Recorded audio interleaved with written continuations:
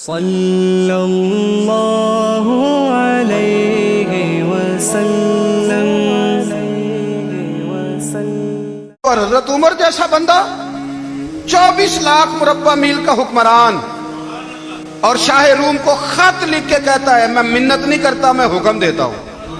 نہ تگڑا بندہ جنگ قادسیہ کے لیے حضرت سعد بن ابی وقاص کو بھیجا، فتوح شام پڑھ کے دیکھیں۔ حضرت عمر بڑے پریشان ہیں، اتنے دن ہو گئے کوئی رپورٹ ہی نہیں آئی۔ اب تو موبائل ہے نا، ایک ایک منٹ کی رپورٹ لیں آپ، بلکہ آپ ایک ایک منٹ کی فوٹو لیں، آپ رپورٹ تو دور رہ گئی۔ حضرت عمر فاروق رضی اللہ تعالیٰ عنہ بڑے پریشان ہیں کہ قادسیہ میں حضرت سعد بن ابی وقاص کے ساتھ لوگ جہاد کرنے گئے، رپورٹ کوئی نہیں آ رہی۔ اتنے پریشان تھے کہ باہر نکل کے نا اس رستے پہ بیٹھ جاتے جو رستہ قادسیہ کی طرف سے آتا تھا، جو بھی آتا جاتا پوچھتے جنگ کے کیا حالات ہیں۔ ادھر جب اللہ نے فتح دے دی نا تو حضرت سعد بن ابی وقاص رضی اللہ تعالیٰ عنہ نے ایک قاصد کو خط دے کے بھیجا، کہنے لگے عمر کے پاس جاؤ، انہیں اطلاع دو کہ الحمدللہ اللہ نے اسلام کو فتح عطا کر دی۔ یہ حضرت عمر کو جا کے دینا، وہ بڑے پریشان ہوں گے۔ وہ جو اس زمانے میں اس طرح ہوتا تھا کہ کئی دور دور سے صحابہ جو دوسرے شہروں کے ملکوں کے رہنے والے ہوتے تھے وہ بھی آ کے شامل ہو جاتے تھے جہاد میں۔ کوئی ایک دفعہ مدینے آیا، کوئی 2 دفعہ آیا، پھر اپنے اپنے علاقوں میں۔ بہت سارے لوگوں نے زیادہ دفعہ حضرت عمر کو دیکھا بھی نہیں تھا۔ وہ جو قاصد خط لے کے آیا تھا نا، اس نے ایک آدھ دفعہ دیکھا تھا، حضرت عمر بوڑھے ہو گئے، وہ پہچانتا نہیں تھا۔ ادھر سے وہ خط لے کے آ گیا۔ حضرت عمر مدینے سے باہر نکل کے اس روڈ پہ بیٹھے تھے جو قادسیہ سے آتا تھا۔ جب وہ اس آدمی کو آتے دیکھا تو حضرت عمر اٹھ کے کھڑے ہو گئے، فرمانے لگے قادسیہ سے آ رہے ہو؟ وہ کیا کہتا ہے؟ پھٹے پرانے کپڑے، ٹوٹے ہوئے جوتے، سر پہ پرانی پگڑی۔ کہنے لگے غلام مدینے کے رہنے والے ہو؟ حضرت عمر کہنے لگے ہاں مدینے کا ہوں۔ کہا میں قادسیہ سے آیا ہوں، الحمدللہ اللہ نے اسلام کو فتح دے دی ہے، الحمدللہ کفر کی کمر ٹوٹ گئی ہے۔ اس نے یہ بات کر کے تو گھوڑے کو ایڑی لگائی، گھوڑا دوڑنے لگا مدینے کے۔ حضرت عمر بھی ساتھ ساتھ دوڑ رہے ہیں۔ فرمانے لگے اچھا بتاؤ خالد بن ولید کا کیا حال ہے؟ تھوڑا آگے جا کے فرمانے لگے اسامہ بن زید کیسے ہے؟ وہ کہتے ہیں ٹھیک ہے۔ پھر اس نے اور گھوڑا، عمر ساتھ ساتھ دوڑ رہے ہیں، ساتھ ساتھ 24 لاکھ مربع میل کا حکمران، ایک جوتا پیر سے نکل گیا، عمر دوڑ رہے ہیں۔ آگے جا کے پوچھتے ہیں سعد بن ابی وقاص کا کیا حال ہے؟ کہا حضور وہ بھی ٹھیک ہے۔ کتنے لوگ میرے شہید ہو گئے مسلمانوں میں سے؟ کہنے لگا صحیح گنتی کا نہیں پتا، یہ لفظ ادا ہوتے ہوتے مدینے کی سرحد آ گئی۔ لوگوں نے عمر کو گھوڑے کے ساتھ دوڑتے دیکھا تو کہا امیر المومنین کیوں دوڑ رہے ہیں؟ وہ غلام چھلانگ لگا کے نیچے آیا، قدموں میں بیٹھ گیا، کہنے لگا حضور آپ نے بتایا ہی نہیں آپ امیر المومنین ہیں۔ آپ فرمانے لگے کیا بتاتا؟ میں تو اونٹ چرانے والے کا پتر ہوں، کیا بتاتا؟ وہ عمر ہوں جس نے اپنے گناہوں کا حساب دینا ہے، کیا بتاتا؟ جو سعد بن ابی وقاص کو جہاد پہ بھیج کے خود بزدلوں کی طرح گھر میں بیٹھا ہے، کیا بتاتا؟ کوئی حیثیت نہیں، کوئی تار۔ تو نے اچھا کیا، تو تو مجاہد تھا، مجھے ساتھ ساتھ دوڑایا، تو نے اچھا کیا۔ جتنے لوگ تھے چیخیں مار کے رونے لگے۔ حضرت فاروق اعظم سے کہنے لگے عمر جب تک تیرے جلوے رہیں گے اللہ کامیابیاں ہی عطا فرمائے گا، جب تک تیرا رنگ رہے گا اللہ تعالیٰ نوازتا ہی رہے گا۔ کچھ نہیں، کبھی اپنا آپ ظاہر ہی نہیں کیا۔ بہت بڑے تھے، بہت بڑے تھے حضرت عمر، بڑے تھے۔ حضرت ابو رافع غلام تھے، قرآن پاک بڑا سونا پڑھتے تھے۔ حضرت عمر جب بھی انہیں ملتے کہتے ابو رافع تو عمر سے اچھا ہے، قرآن بڑا شاندار پڑھتا ہے۔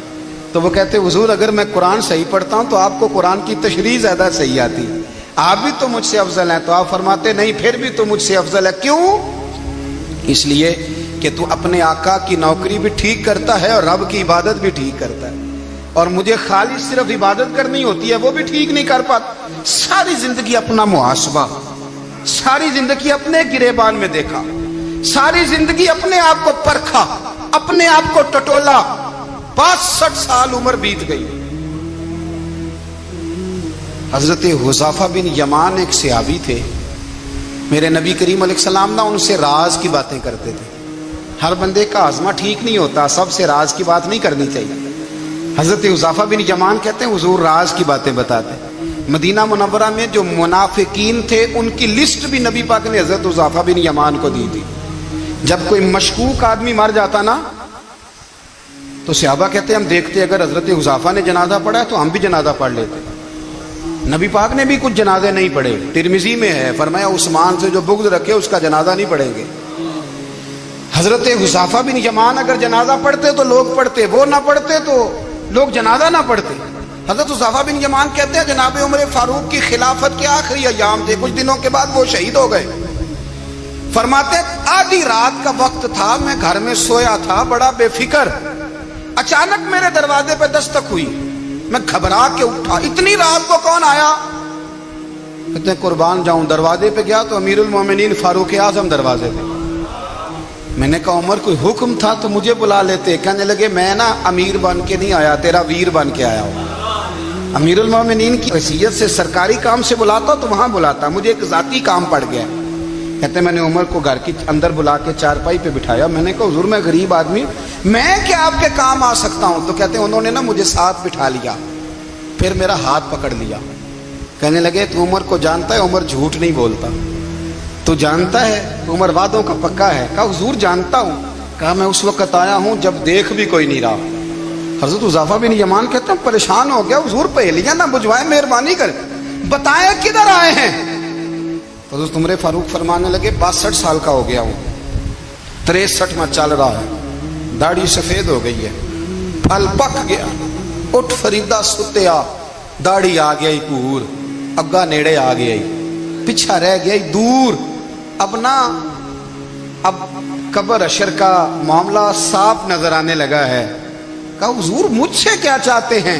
हजरत उमर रो पड़े, कहने लगे आज मैं इशा के बाद निकला हूं तो नबी पाक के सहाबा मुझे नेक कह रहे थे, फिर मैंने बच्चों की माँ से और बच्चों से भी पूछा है, वो भी मुझसे राजी हैं, पर हुज़ैफा तेरे साथ नबी पाक राज की बातें करते थे, सच बता कहीं उमर का नाम मुनाफिकों में शामिल तो नहीं?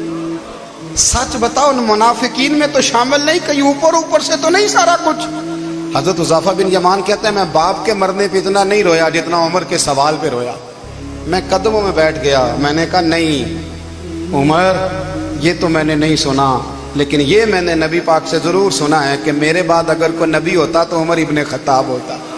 ये मैंने अपने कानों से सुना है कि उमर जिस गली से गुजरे शैतान रास्ता बदल जाता है। कि नबी करीम अलैहिस्सलाम ने फरमाया कि जिब्रील अमीन 950 साल मेरे उमर की शान बयान करे तो उमर की शान खत्म नहीं होती।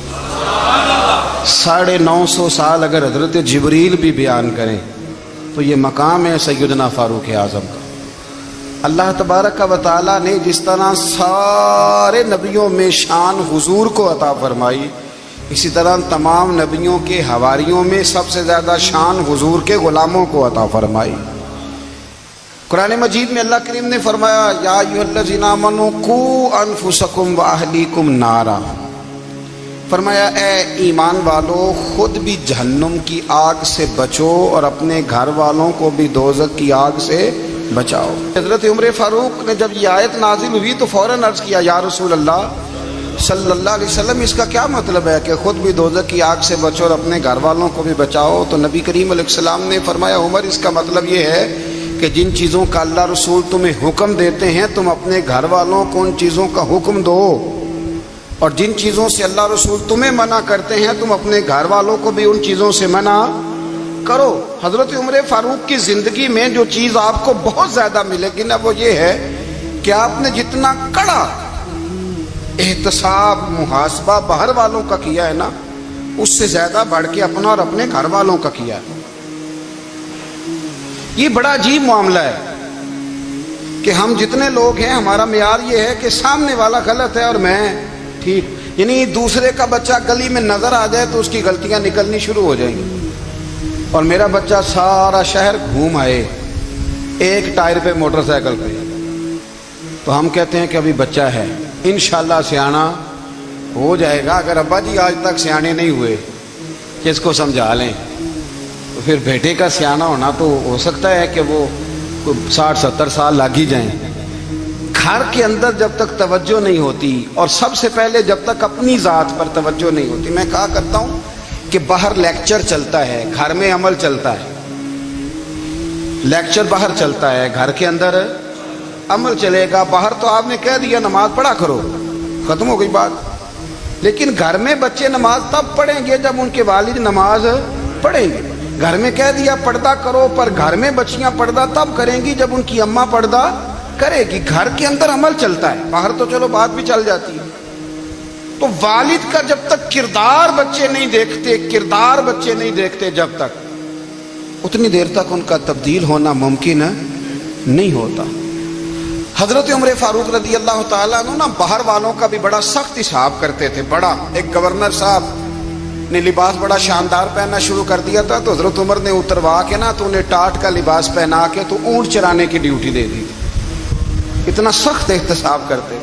کسائی کی دکان پر بھی 1-2 گھنٹے کھڑے ہوتے تھے. جو آدمی مسلسل 2 دن گوشت خریدتا تھا نا، فرماتے تھے اس کا ٹیکس بڑھا دو، لوگوں کو دال نہیں مل رہی اور یہ روز گوشت کھاتا ہے. حضرت فاروق اعظم، اس کو جزیہ کہا جاتا تھا، یا کچھ اور معاملات ہوتے تو بڑھا دیتے تھے.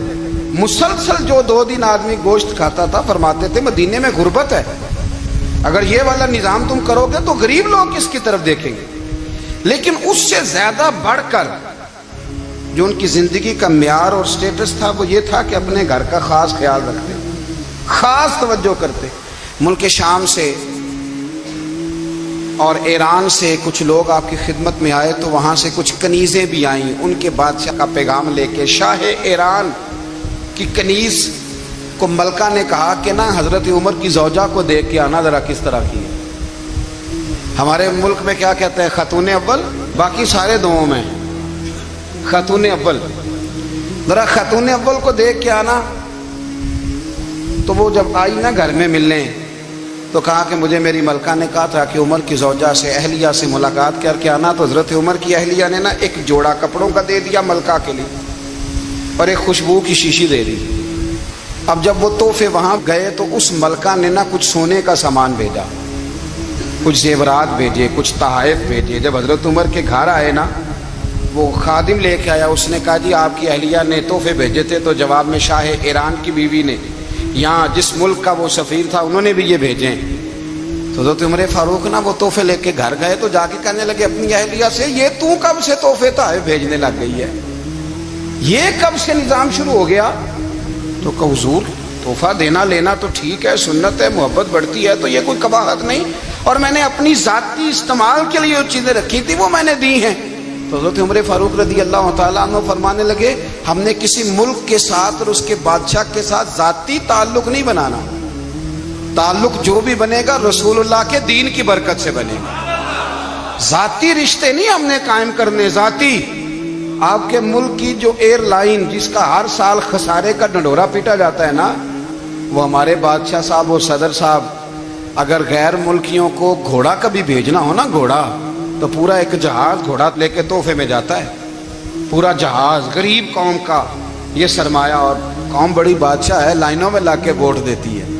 2 کام ہمیشہ لائن میں لگ کے کرنے، ایک بل لائن میں لگ کے جمع کرانا ہے، اور ایک ووٹ لائن میں لگ کے، تاکہ پھر پورے 5 سال لائن میں ہی لگے رہیں. مرضی سے آپ ووٹ دینا، پر جو بات درست ہے اس کو سنو.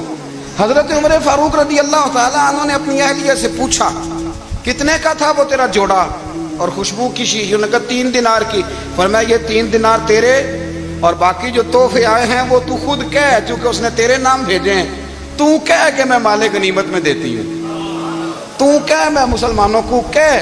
تو زوجہ ہنس پڑی، کہنے لگی میں نام بھی کہوں تو مجھے کہنا تو پڑے گا ہی، کہنا تو میں نے ہے ہی، کیونکہ سامنے عمر فاروق ہیں، لہذا فرمایا کہہ دیتی ہوں میں نے دیا خزانے کو. حضرت عمر نے جمع کرا لیا. بھائی یہ کیا بات ہوئی؟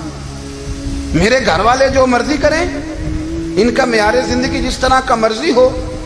اور حضرت عمر ایک جملہ کہا کرتے تھے، اللہ کرے کہ یہ باتیں اس دور حاضر میں ہماری سمجھ میں آئیں. حضرت عمر فاروق رضی اللہ تعالیٰ عنہ اپنے بچوں کو فرمایا کرتے تھے کہ بہت آدمی کو بھوک لگی ہو نا، اور پھر اس کی پسند کا کھانا پکا ہو، جتنے شوق سے وہ اس کھانے کو دیکھتا ہے نا، فرمایا اس طرح پوری قوم اپنے بادشاہوں کے خاندان کو دیکھتی ہے. اس تیزی کے ساتھ دیکھتے ہیں کہ ان کے گھر میں کیا ہو رہا ہے، ان کا معیار زندگی کیا ہے، ان کا سٹیٹس کیا ہے. آپ کے بچے دونوں کاروبار کے لیے مصر گئے، ایک بہت بڑا قافلہ گیا مدینے سے مصر تجارت کے لیے. تو یہ گئے تجارت کے لیے، تو حضرت عبداللہ ابن عمر، حضرت عبید اللہ ابن عمر، حضرت عمر کے دونوں بیٹے گئے. جناب عمر فاروق کے بچے جب وہاں پہنچے تو مصر کے گورنر نے نا لوگوں کو تعارف کرایا کہ یہ عمر فاروق کے بیٹے ہیں. ایک چھوٹی سی بات کر دوں, یہ چودھری کے بیٹے کو کون بتاتا ہے کہ تو چودھری کا بیٹا ہے؟ باہر والے بتاتے ہیں, گھر والے. اور سیٹھ صاحب کے بیٹے کو کون بتاتا ہے کہ تو سیٹھ صاحب کا بیٹا ہے؟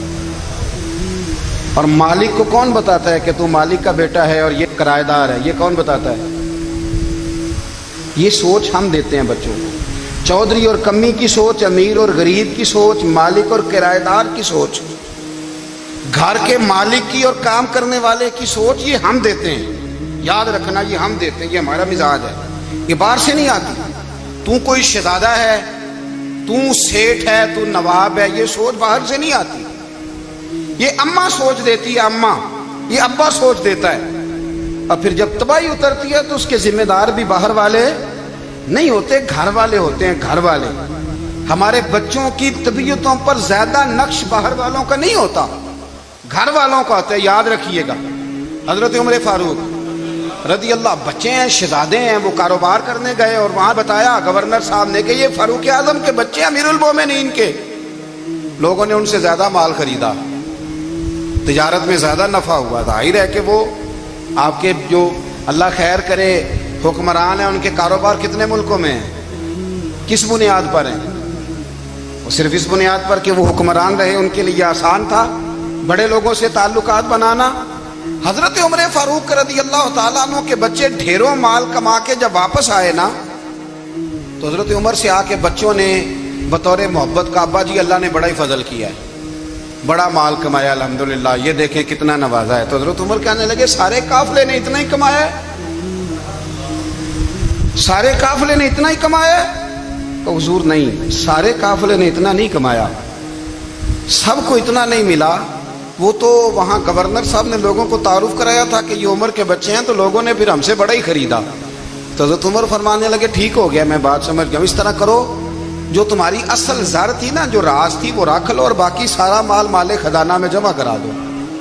اس لیے کہ یہ تم نے تجارت نہیں کی, یہ تم نے اپنے باپ کا نام بیچا ہے, یہ تم نے امیر المومنین کے بیٹے ہونے کا فائدہ اٹھایا ہے. فرمایا یہ تمہارا نہیں حق, یہ مسلمانوں کا ہے. اس لیے کہ یہ مال تم نے محنت سے نہیں کمایا, یہ باپ کی کرسی کا فائدہ اٹھایا ہے. اور فرمایا اگر تم نے مال جمع نہ کرایا تو میں مال بھی لے لوں گا زبردستی اور کوڑے بھی ماروں گا, ڈبل سزا دوں گا. مرضی سے جمع کراؤ گے تو کوڑوں سے بچ جاؤ گے. بڑے بیٹے نے تو جمع کرا دیا, تو چھوٹا تھوڑا پریشان ہوا. تو حضرت عبداللہ ابن عمر چھوٹے بھائی کا ماتھا چوم کے کہنے لگے بیٹے چپ کر کے جمع کرا, یہاں بھی فخر کر کے ہم عمر کے بیٹے ہیں, اور قیامت میں بھی فخر کریں گے کہ ہم فاروق اعظم کے بیٹے ہیں. حضرت عمر فاروق نے ذاتی زندگی پر جو توجہ دی, گھر والوں کے معیار پر جو توجہ دی حضرت عمر فاروق رضی اللہ تعالیٰ عنہ نے, وہ بھی بڑی دیدنی ہے. حضرت ابو موسیٰ اشعری کو نا آپ نے وزیر خزانہ بنایا تھا. تو حضرت ابو موسیٰ اشعری کہتے ہیں کہ حضرت عمر کو شیخ خزانے میں رہنے تو دیتے نہیں تھے. ایک دن نا میں صفائی کر رہا تھا اس کمرے کی جس میں خزانہ رہتا تھا. ہمارے تو ملک میں جو جاتا ہے وہ صفائی کر کے ہی جاتا ہے, اللہ خیر کرے. اور خیر معیار بدلتا ہے. جو پچھلی حکومت ہوتی ہے وہ قرضہ اٹھاتی ہے, وہ باہر سے جاتی ہے تو قرضہ لے کے آتی, اور جو نہیں آتی ہے وہ کہتی ہے ہمیں پیکج مل گیا ہے. وہ قرضہ نہیں اٹھاتے. ان کو کیا ملتا ہے؟ یعنی پچھلی نے قرضہ لیا تھا اور ہم نے, واہ جی واہ کیا خوبصورت انداز ہے. اس کا نام بدل کے نا, انہوں نے قرضہ لیا تھا اور ہم نے, میں کہا بڑے شاندار سیانے بندے ہو گئی. حضرت سیدنا ابو موسیٰ اشعری کہتے ہیں کہ میں نے نا مال غنیمت کی صفائی کی تو 1 دینار مجھے نا کہیں پڑا ہوا مل گیا.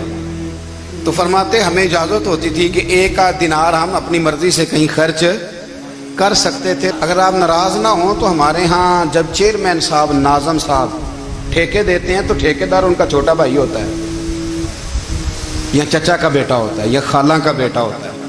وہ خود ناظم ہوتے ہیں اور ان کا چھوٹا بھائی ٹھیکیدار ہوتا ہے. یعنی وہ نا سارا کچھ گھر کے اندر ہی رہتا ہے. گھر کے اندر ایک پیسہ دیتا ہے, دوسرا واپس اس کو واپس کر دیتا ہے, گھر کے اندر ہی. اب تو خیر ہمارے لوگ سمجھدار ہو گئے. ایک بندہ ایک سیاسی جماعت میں ہوتا ہے, دوسرا دوسری میں, اور تیسرا جس کی بھی حکومت آئی حکومت تو ہماری رہے گی نا, ایک بندہ تو ہے نا اس جماعت. یہ اچھا لوگوں نے ایک طریقہ نکالا ہے. تو حضرت عمر کے بیٹا گزر رہا تھا, تو حضرت ابو موسیٰ اشعری کہتے ہیں میں نے صفائی کی تو 1 دینار نکلا. تو میں نے وہ 1 دینار نا حضرت عمر کے بیٹے کو دے دیا.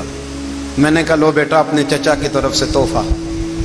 تو گھر جا کے انہوں نے حضرت عمر کو بتایا کہ چچا نے پیسے دیے ہیں. چھوٹے بچے تھے. حضرت عمر نے حضرت ابو موسیٰ اشعری کو بلا لیا اور بلا کے فرمانے لگے میں تو تمہیں اپنا دوست جانتا تھا اور تو نے میری اولاد کو ہی دنیا دار بنانا شروع کر دیا. میرے بچوں کو ہی تم نے دنیا دار پیسوں پہ لگانا شروع کر دیا. میں تو تمہیں یار سمجھتا تھا. فرمایا تمہیں چاہیے تھا میرے بیٹے کو نصیحت کرتے کہ بیٹا پیسوں سے رب راضی نہیں ہوتا, اس کی رضا والے کام کیے جائیں تو رب راضی ہوتا ہے. اور فرمایا تمہیں کوئی اور گھر نہیں ملا تھا تباہ کرنے کے لیے, میرا ہی گھر ملا تھا. اٹھاؤ اپنا دینار اور خبردار آج کے بعد میرے بچوں کے ساتھ یہ والی نیکی نہ کرنا. اور ہمارا کیا سٹیٹس ہے, دوستی ہے یہ اس سے جو تحفے زیادہ دے, جو بچوں کو خراب کرنے میں مدد زیادہ کرے اس کے ساتھ یہ رہنا. حضرت عمر نے گھر پہ اور سب سے بڑھ کر اپنی ذات پہ توجہ کی. حضرت ابو مالک رضی اللہ تعالیٰ عنہ کہتے ہیں میں عمر کے پیچھے پیچھے ایک باغ میں گیا, اکثر اس باغ میں جایا کرتے تھے. اور عمر جا کے نا تو درخت کے نیچے بیٹھ گئے اور فرمانے لگے او امیر المومنین اللہ سے ڈر جا, ورنہ جس رب نے حکومت دی ہے وہ عذاب بھی بڑا دے گا. ڈر جا رب سے. کبھی ساری زندگی حضرت عمر نے اپنا کوئی تعارف نہیں کرایا, کبھی نہیں. ایک بندے نے آپ کے سامنے تعریف کر دی آپ کی تو فرمانے لگے تو خود بھی ہلاک ہوا اور مجھے بھی ہلاک کر دیے, کیا ضرورت پڑی ہے میری تعریفیں کرنے کی. اتنی دیر میری تعریف میں لگائی, اللہ کا ذکر کرتا رب تجھے ثواب دیتا, حضور پہ درود پڑھتا تو رب تیرے اوپر رحمتیں نازل کرتا. کس چکر میں ہے؟